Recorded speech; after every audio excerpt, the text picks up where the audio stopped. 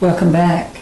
We're talking to Chapman Kelley about Dallas, Fort Worth, and the arts here in Dallas, Fort Worth, and how artists are being recognized. Tell us what Dallas is doing for the artists here. Well, unfortunately, very little.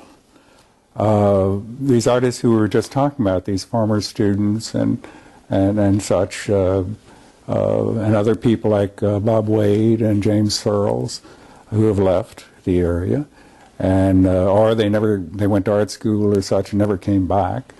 There is no longer a professional system of recognition for artists. This was lamented in a recent study by the Rand Corporation, which said that it used to take many professionals' opinions to develop a professional reputation for each as they came along. It took a reasonable amount of time so everyone could have some confidence that those people really were worth collecting publicly and privately.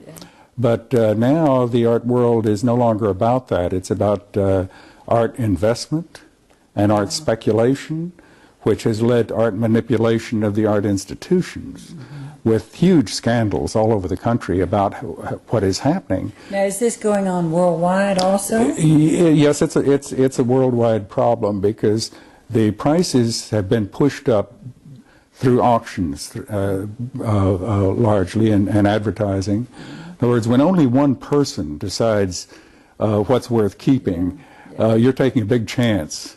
And so you and Claude Picasso are going to make a difference. Well, I think so, because it's already, this suit is already about to finish in the appellate court, and it's going to completely change the position of the artists and their rights and the protection of our works, even, you know. And so I think that that this is something that's long overdue, and it's going to be dealt with. Now, you have a website, which is chapmankelley.com. Right. And you've told me that this is people are looking at your website from all over the world. So Absolutely. There's quite a bit going on here. There's an artist that you've done a lot of wonderful things for the Dallas-Fort Worth art world. One is promoting other artists. Right. And one of the artists that I'm aware of that you have helped recently is Willie Young. Tell us about Willie. Well, Willie was a student of mine when I took over the high school scholarship class at the Dallas Museum in 1959, 50 years ago. He and Noel Mahaffey were both in that class. And Willie found his thing very early in life, that he was a draftsman rather than a painter. And he has pursued it. And then these young students came and worked in my studio, where we had major artists like Elaine de Kooning and Hobson Pittman coming in, and some of the top local people there teaching. And Willie and several others would work in the frame shop, and they would learn how to make a living involved with to support their painting or sculpture.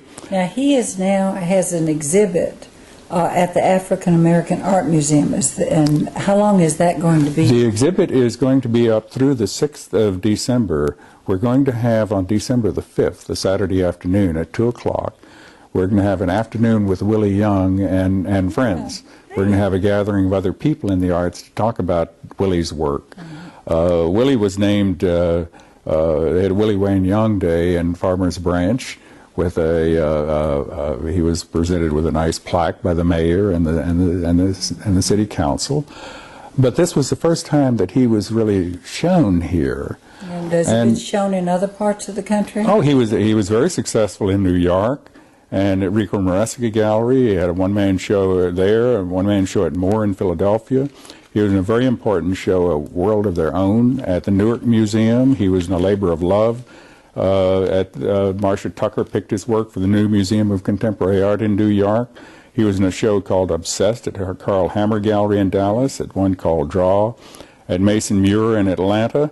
And he has had all of that recognition elsewhere, but not here, even where he went to school. They should be very proud of him, like Bob Gordy. Yeah. Bob Gordy, we were the first ones to show his work. This is one of his pieces right behind us. And we were the first to show his work outside of New Orleans. And he went on to New York and London, and a good bit of success. And now there's a room dedicated to Robert Gordy's work in the New Orleans Museum, Oh my goodness. where all of these Texas artists who studied here or from Texas are not shown. There's no follow-up that recognize their professional stature. And without the recognition of their professional stature, the community doesn't engage then in things like benefits. Yeah. Yeah. And Or that there are opportunities for them to even do some teaching. There's something I want you to share with us also. There are other things that you have done for Dallas Fort Worth other than the arts. And in the 60s, Lee Park tell us about that. That's a great story that you mentioned to me about what happened with the hippies. Well, the thing that happened here, which no one knows yet, though the book is in progress, Hope we can get that. and that